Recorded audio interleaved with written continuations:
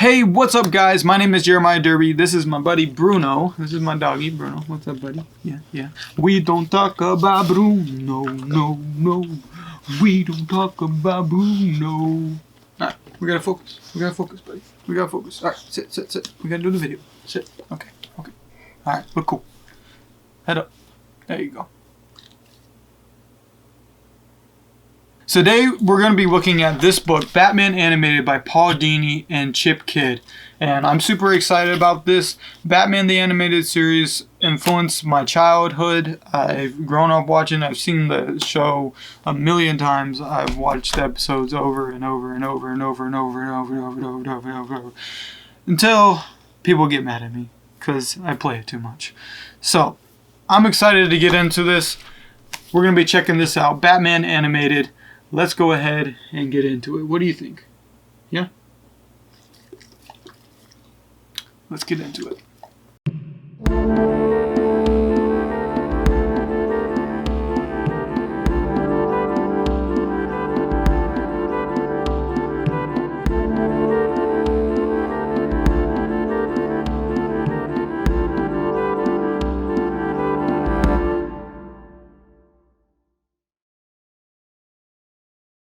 So here we have it. Here we have Batman Animated. This book is kind of hard to find, especially nowadays. If you're looking on eBay, it can range from anywhere from $100 to $300, depending on whether you get the softcover or the hardcover version.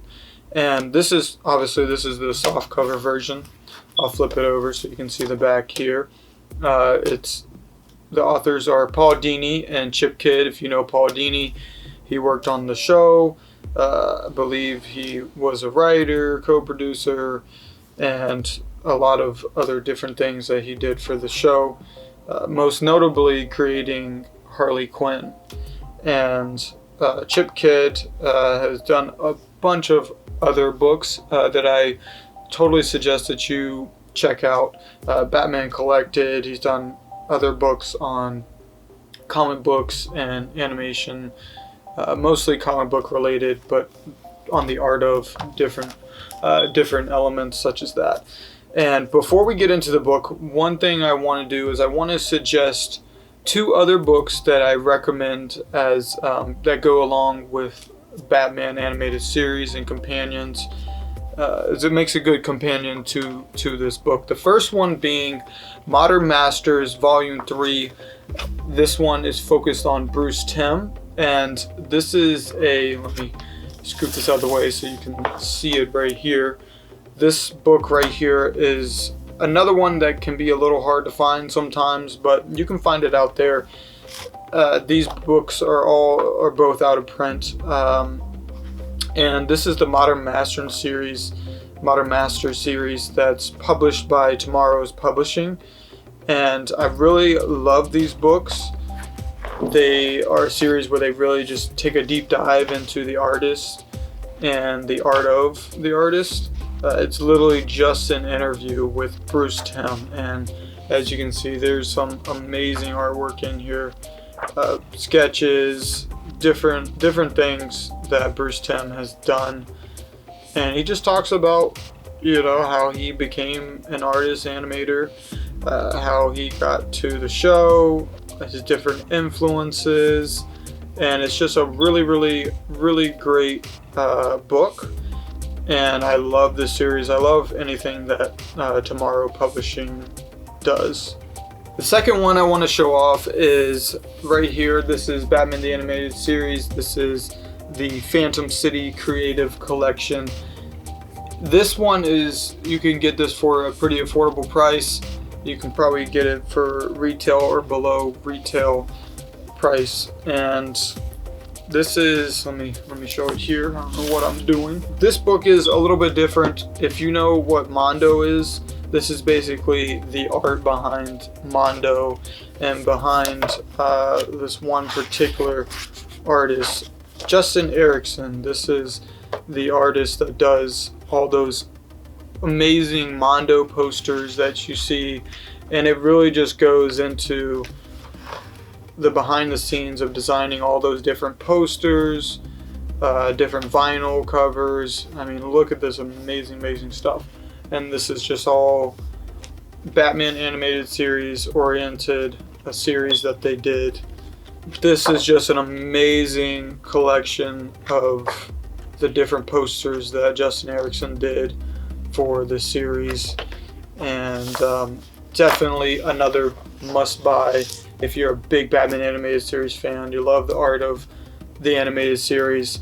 This is another one that you really want to buy. Now back to the real reason why we're here is Batman animated. This is pretty much the behind the scenes art of book for Batman the Animated Series, a show that ran throughout the 90s and created other spin-offs such as Justice League Animated Series, Superman Animated Series, Static Shock, and I'm probably forgetting, oh yeah, Teen Titans. This show is the one that spawned the whole DC animated universe, and man, this is just a beautiful art of book. Chip Kid does an amazing job of collecting and displaying the artwork. I mean, it's just full front and center as soon as you open the book. I mean, just splashes of artwork area, and that's what he does best, is he really lets the artwork shine, and then along with Paul Dini's notes and text along the bottom, it's just an amazing book. I mean, look at this. This is some of the cells from the original pilot episode. If you've ever seen it, it's really cool to go back and see just the first rendition of what the show would become. And here you have the classic. I love this. I have a shirt of it. I'm not wearing it today. I'm wearing this one, which I recently just got for Christmas. So I wanted to show that off. But I love that classic, just that poster of Batman with his yeah, holding up the cape. Just amazing. Look at this beautiful artwork. And here's a little picture right here of, I think this was, yeah, Bruce Timm's drawing table. And you can see he's just such a action figure enthusiast, has a bunch of action figures, and it's a mess. But when you're an artist and you're working on stuff like this, things tend to become a mess because you're just focused on getting the work out there. And here's some funny, really interesting caricatures of all the different people that worked on the show.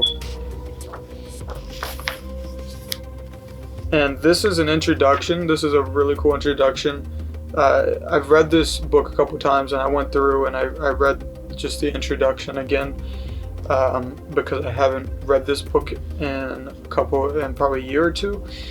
And this introduction is really awesome to read. It's Bruce Timm just talking about how they kind of got to creating the animated series and what a privilege it was, and to work along some of the artists and animators and talents that don't really get as much recognition. So he kind of goes through and gives them a lot of the recognition that they don't get for creating the show. And here's just another bit of amazing artwork right here. That's really all I have to say when it comes to this book. It's just an amazing book. The art is just stunning. I mean, look at this stuff. This is the Art Deco backgrounds influence and the storyboard art. And this is a really cool open up. Check this out right here. This is the art of all the different title cards. One thing I loved about this show was the title cards. And they only did it for the first 3 seasons. And I believe it was Glenn Murakami, I believe, was the person who came up with all these different title cards. And he would just do these in his spare time whenever he could do it for an episode, which is really cool because they're just amazing pieces of art.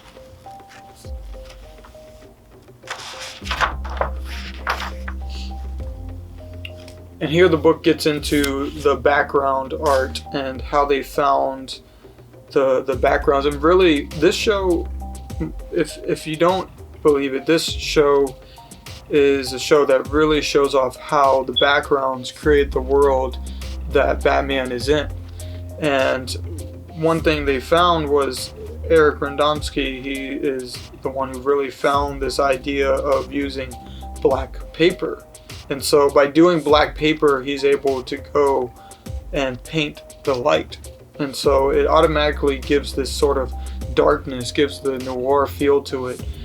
Whereas if you go on a white piece of paper, you're putting in the shadows, and it automatically has that lightness, and you're trying to darken it. So why fight against that? Just go with black paper where it's already dark and add the light. So it really was, I mean, it's a simple idea when you think of it, but nobody had done this. Nobody had really done this in an animated show on this level. And then here's some of the storyboards that they had to do for the intro, which is just the most iconic intro I think you will ever see. And I think it's really cool to see how they had to do the pans. They had to create these long, depending on how far the pan would be, they would have to create these long sheets where they would start, like you can see here, it says start, stop, pan. Whereas nowadays we can do that digitally. We don't have to create this long piece of artwork. But back then they had to do that. Oh, here's another, just more amazing storyboards from the introduction.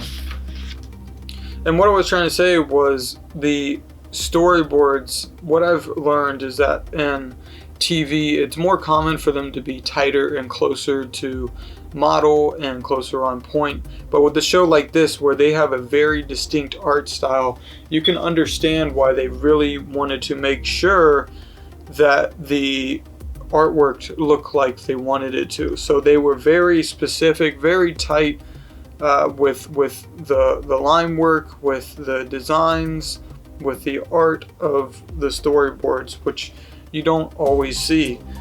Even in TV animation today, even though it's tighter, it's usually not as clear as this. So, and I think that just really goes back to the specific kind of style they were trying to evoke, and they really wanted to make sure that when it got to animation, that they were capturing that style. And I think it really paid off, of course. You can see it in the show. For me, this show was instrumental in my journey of becoming a storyboard artist and my journey of becoming an animator. If you look at a lot of my storyboard work, it kind of goes back to, it has a lot of influence from the animated series and the storyboards that they were doing. I try to keep them loose, but I can't help but some of those influences coming into it when I start working. Man, look at this. Beautiful, beautiful. I mean, just, it really creates the world and the atmosphere. And one of the things I was reading from Bruce Timm's introduction was that they really wanted to push the background art and to give it as much as they could, so that, let's say, when they sent the animation to overseas and to other studios, if it didn't meet to the quality that they felt it should have, the world still felt intact because of the background art. And it just really, I think, shows how much background art does for a show. Here's some of the character designs, character explorations that Bruce Timm and some other artists were doing at the time. This is done by Dan Haskett, some of the gesture studies. And I just, whenever I look at this stuff, I just feel inspired. I mean, how can you just not look at this and see just a wealth of creative energy? Look at these different vehicle designs, and I'm not really a vehicle person, but when I see this kind of stuff, I'm like, damn, I really want to work on getting better at designing vehicles, because it's just so wonderful how much you can do with every element of the show, and they really show that. And here's the Robin designs that they came up with. I think they really handled Robin in a way that it felt like he wasn't just this annoying kid that was throwing puns and things like that. Like, he felt like a character that was really trying to live up to the standards of Batman. Batman felt like a father figure to him, and he's trying to live up to these standards of Batman, but also questioning, is this the best way that we can be handling things? Is there a better way?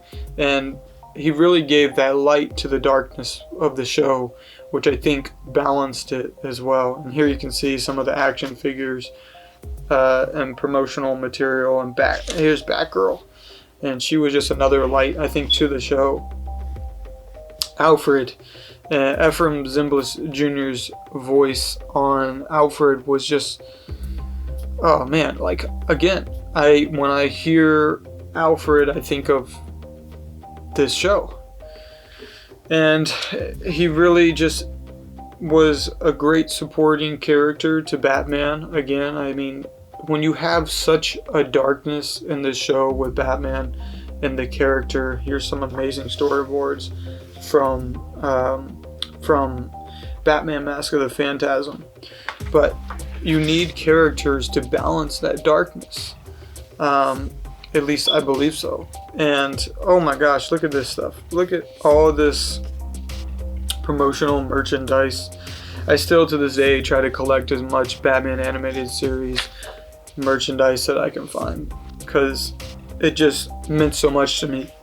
It meant so much to me as a kid, and like I was saying, it's the reason why I have this YouTube channel. It's the reason why I am an artist, honestly.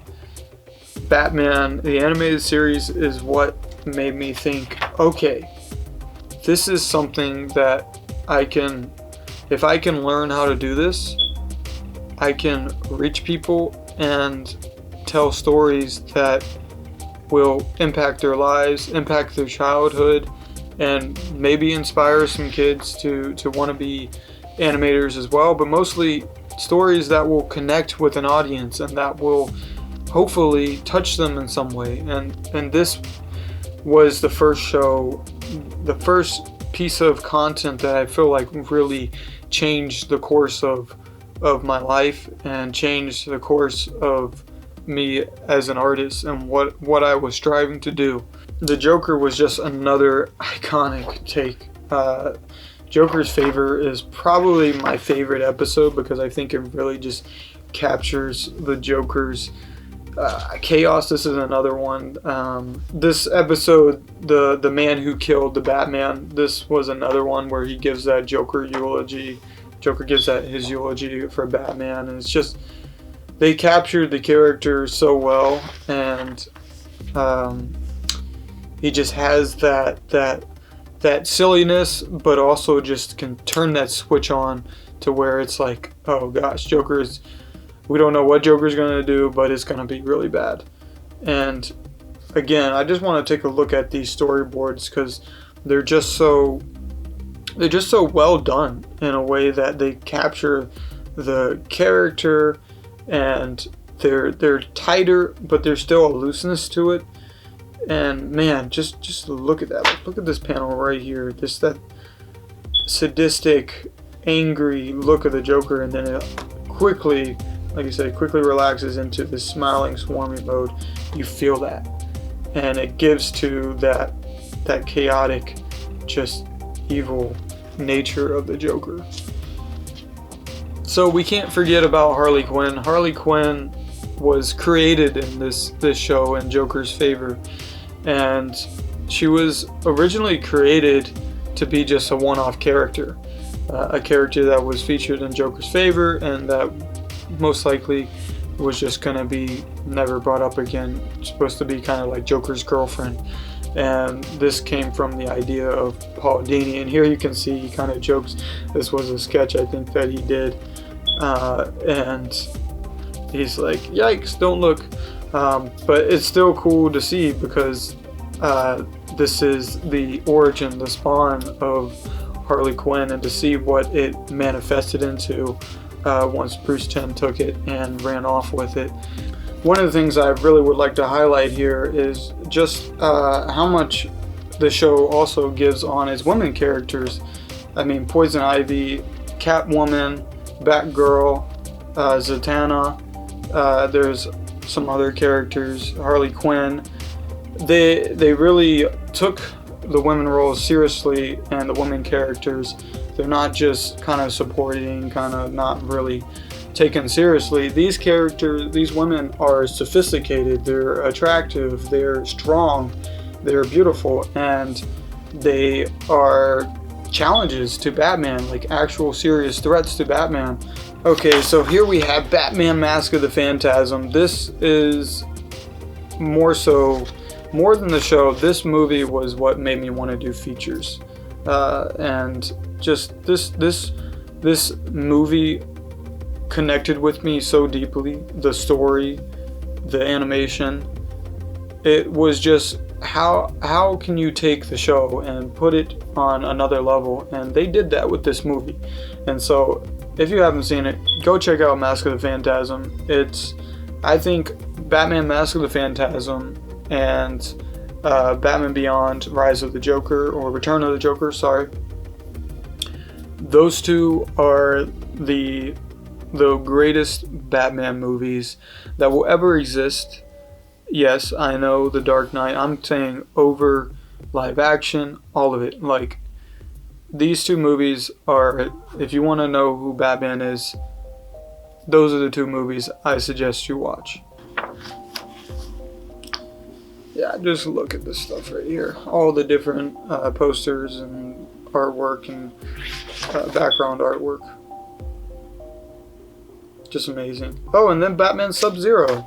This is another amazing film that I think is underrated and doesn't get the recognition it deserves. It's an amazing, beautiful film that was direct to video, which I think is why it probably didn't get as much attention. And it's just a great film that we learn a little bit more about Mr. Freeze. Who doesn't want to learn more about Mr. Freeze? It's so cold. So cold. And then the show gets to where we have Batman The Adventures Continues. I think it was, they were going to call it Batman Gotham Knights right here, which would have been cool as well. But they decided to go with, here's the new Batman Superman Adventures, because they were going to be crossing over the series with Superman a lot, which they did only a few episodes that they did. I wish they would have done more, which I think is why they ended up getting into Superman and the Justice League. But yeah, look at this. I mean, they redesigned, and I still prefer the original Batman animated series over Batman The Adventures Continue, but I mean, it's right up there. I mean, the designs are still amazing. They brought new characters in. They aged the characters. Nightwing. I mean, so cool to see Nightwing. I always loved Nightwing as a kid, and so it was cool to see them take the character, to bring Tim Drake into the show, and redesign Joker in a way that was still just. I mean, it was a level up. They just leveled up the designs, they leveled up the characters, and it's so cool to see. Look at these, all these different designs here. And then we have another fold out here. Wow, look at that. I want those statues. Give them to me. I want those statues. Put them on my shelf.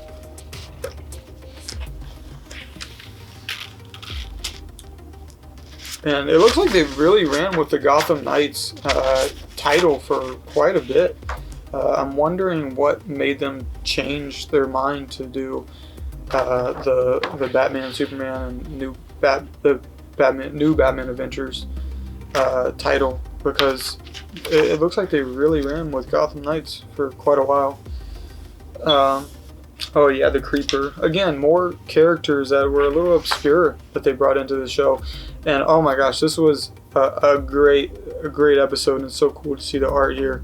Legends of the Dark Knight, where they really paid homage and respect to some of the comic book creators, such as Dick Sprang and his artwork, and all the zany, crazy, big instruments that we had here. And then, of course, Frank Miller. This was the first like animated rendition of Frank Miller's art style that I think I remember. Pretty sure this was the first, and they really did it. And look at that, Carrie Kelly, just so cool. Man, I love that. Just right out of the comics, right there, right out of the comics. Gosh, this just seemed like it would have been so much fun to work on. And as we get to the end, here it goes into Batman Beyond. I wish they would have made another book. It says to be continued, and I was guessing they were going to go into Batman Beyond, but they never made another book. And it's been quite a while since this one released, so it would have been cool to see a Batman Beyond art book. But you know, we got what we got.